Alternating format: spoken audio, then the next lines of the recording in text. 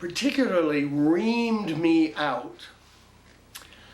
The next morning I might go up to my room and find a couple of candies on my pillow, and that would be from the housekeeper. And that kept me going. I mean, that little gesture meant the whole world to me, because his yelling at me would be crushing. And then I would find these teeny little gifts, you know? You should have put the chocolates on his pillow. I know, I should have. I did, as a matter of fact, not literally that, but I tried that approach too, you know, kill him with kindness. No, he didn't die and he wasn't converted, let me tell you. And throughout my life, I've always realized that it's the little things that really, really matter, that a lot of us can handle the big things, but it's the little things that are truly important. I remember too, a psychologist said to me when I was directing Hospitality House, which was a therapeutic community for drugs and alcohol and so on, and this 19-year-old or something said, she said, you know, you're to me, because I was the head of the house, you're going to have to hug him every single time you see him. And I said to her, no, that's not possible. That's just not in my makeup. I don't hug people. It's just, and she said, oh, that's okay. That's okay, not to worry. Then he'll die. And I said, come on. And she said, then he'll die. If you don't want to hug him because somehow there's something about you just don't like to do it, fine. But you also need to know that's exactly what he needs, and if you don't give it to him, he'll die. So I remember coming out of that meeting, and who's walking down the hall? That kid. Leo Pascaglia. No. And I was in revolt. I mean, I could not even imagine. I grew up in an Irish family where I knew my parents loved me deeply, but there was never any hugging and stuff like that in an Irish family. So I go up to the kid and I give him a hug. And I remember to this day thinking, oh, this isn't so bad. This is all right. It's okay, you know? And then, of course, I became a hugger. But it was that small first little hug that I began to realize how important hugs, when I was raising kids, you know, Jim, I would be walking through the house, a kid would be walking toward me, and I would stop and I would say, excuse me, have I told you lately that I love you? And the kid would say, no. Well, I do. And I would just walk away, you know, realizing that it was those little things that, you know, not making a big deal, not anything, but kind of startling the kid a little bit. Didn't Leo Pascaglia write a book about that? Did he? About hugging, yes. I never read it. He went around hugging people as therapy. Oh yeah, therapy. I'm careful when I hug, but, I mean, I always have been careful when I hug, but I think one of the important things is, for instance, in the elderly, there's a real need to be held, and people don't do it very much with the elderly. And adolescents and young kids need to be held and hugged desperately sometimes. Somewhere in middle life, it doesn't seem to be quite as critical, but young and old, very, very critical. And to think that a hug can change a person's life, oh yeah, it can. Aren't the Russians most demonstrative in that regard? Are they? I don't know. Certainly the kiss on both cheeks, but the Arabs are too, the kiss on both cheeks. And several European countries where male, female makes no difference, they hold hands. You know, it's not a gay or straight issue. They asked a Russian cosmonaut why he stayed up in space so long. He says, I was worried about coming back and being kissed by Khrushchev. Well, yeah. It is the little things, right? And we discount the little things. We discount the I love you on the phone, you know, and how many people, mostly I suppose in television things, but how many people have said, you know, I was on the phone and I didn't tell him I loved him, you know, I didn't say at the end I love you, and now he's dead, you know. And how important a little phrase like I love you can be. It becomes critical. I was in a grocery store, and I was talking to one of my kids, and at the end I just said, "Okay, see you later, I love you," and hung up. And the woman said to me, I mean, this is, if it didn't happen, I wouldn't have believed it. So if you don't believe this, I understand. She stopped and she said to me, "I hope the person at the other end of the phone realizes how lucky they are to have you say, 'I love you.'" I said, "Well, I think so." And she said, "Because I have no one to say that to me. She said, my husband died 15 years ago. We had no children. I have no relatives. There's nobody to say I love you to me." And she walked away. And I never saw her again. And I thought later, the butterfly effect, you know, what effect did that have on her? Did she decide to, maybe I need to say I love you to some friends of mine or something? I don't know. But that little thing happening in the store, and almost a casual, "Okay, see you later, yeah, I love you, bye," just had this profound effect on this woman. And that's what we forget. We forget the pat on the back, or the smile, or the "I love you," or "nice job," or "thank you." That these are very small things, but they can have profound effects on people's lives. People who are feeling discarded or marginalized or whatever you want to call it, and somebody actually says thank you to them, you know. A very beloved musician, Duke Ellington, Yeah. usually ended his conversations by saying, "I love you madly." So he was Yeah. famous for saying that. Yeah, yeah.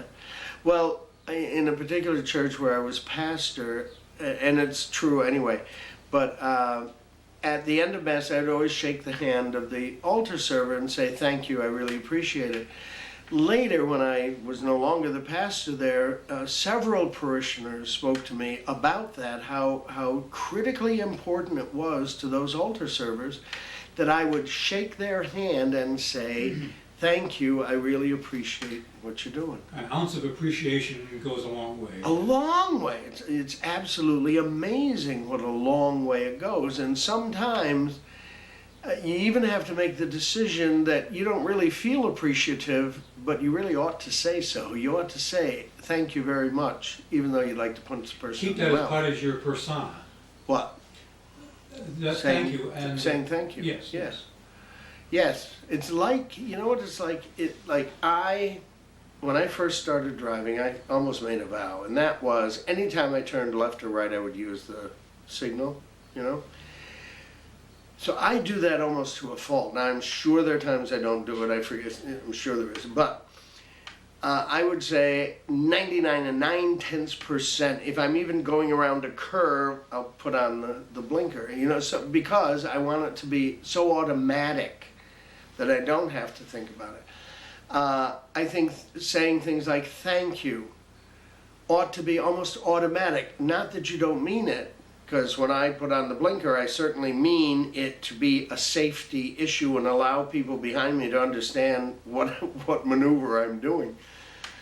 But I'm not necessarily totally conscious of it, you know? And I think a lot of times I will say thank you, and I see the look on somebody's face, and they're like, "So grateful I said thank you," and I think, whoa. You know, I mean, so it's, again, the small things that can blossom very quickly into something really wonderful or something really terrible. Like, "Have a nice day." I usually have trouble with that. Do you have trouble with that? Yeah, have a nice In the old days, day. it was like the Australians saying, "Good day," Good day. and then "good day," and Yeah, now "have a good day." I'd rather stay with a "good day." yeah, good day, or see you around town, Mac, you know. Yes. Yeah, I've never understood "have a good day" or a Well, nice it's a day. commercial. Every shop, every clerk, cash register. Says "have a nice day." Yeah. Yeah. Which is better than them saying nothing or saying thanks or something, you know, I mean, I go into grocery stores and the clerk never even looks at you, takes your money, never says thank you, nothing. There's no human contact. I hate it, so I don't go to that store, you know. And that's catastrophic in the sense that that little thing of the cashier being able to look at me, say hi, how are you today, whatever, you know, just to acknowledge that I'm a human being engaged with you in something, means that I don't go to that store anymore. I mean, it's that important to me, you know? I go to another store, when I come up to the cash register, the cashier says, "Hi, how are you today?" And I say, "Fine." And the day to day, and they might even say beautiful weather, they might say something, might not, but it gives you a more pleasant feeling as he or she is doing the groceries, let's say. And then I hand her the stuff, and then he or she says, "Thank you." And then when I'm rolling away with the garbage, right, the food, I always say to the one who packed it, "Thank you very much, I appreciate it." Now, maybe that doesn't have any effect on them at all, but I think it does. I think that people really appreciate being thanked. You know? Well, you can get feedback. I get feedback from the clerks because I say something, if I can make them smile, that's the feedback. Yeah, true. Yeah, I'm probably more passive than you. You're cleverer with words than I am. See, so you can make people smile with your words, and I'm more passive. I kind of figure I'm the customer, and you ought to be treating me nicely, you know. And if you don't, I ain't coming back. But that only shows that a very small thing can turn somebody like me off, you know, and I just don't come back. I choose another store. I just don't come back. And we do this with our children, you know. Daddy, well, Daddy's busy right now, you know. Instead of looking at the child and say, "Listen, I'm really interested in what you have to say, but can you hold on just a minute while I do this," or something, you know, something that lets the child know that you really care about the fact that they're all blah, blah, blah, blah, blah. You know, very small. And to say thank you to your wife, thank you to your husband, thank you to your children, thank you to your parents. Whoa, it's a big deal, right? Big deal. Because people don't do that, and I see so often the ordinary amenities of life. People don't do, you know, holding the door open for anybody, let alone a woman. Are some people blaming the computer age for the lack of civility because they're so connected to their computers? They're losing the interaction with other people.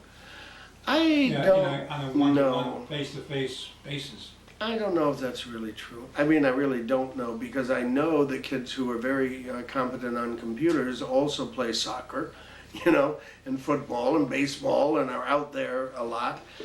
I think it depends on the individual kid. You can use the computer to isolate yourself as a kid, totally isolate yourself. Or it can be a real brain-building thing, you know, figuring out solutions and games and everything we're beginning to discover can be very beneficial to the brain. So everything cuts both ways, sort of, you know. And but the small little amenities of life, saying thank you or I appreciate that, we don't see a lot of, I think, and it leaves us emptier, I believe. It leaves us emptier. And so to be able to say, "Good morning, how are you?" Smile at someone. Thank you, I appreciate that. To acknowledge the existence of another person in just this little small way can change the way a person has a whole day. You know, and then they begin to pass it on, and the world becomes a better place, at least for those few minutes, I think. Two psychiatrists meet on the street, and the first one says, "Good morning," and the other one says, "Gee, I wonder what he meant by that." Yes, right, exactly. Yes, I know. Okay, I gotta go, but remember the butterfly effect, and small things can grow rapidly into big things, and that goes for good and bad, so pay attention to the small things. And may butterflies never settle in your stomach. Please never. Thank you. See you around town. Take care.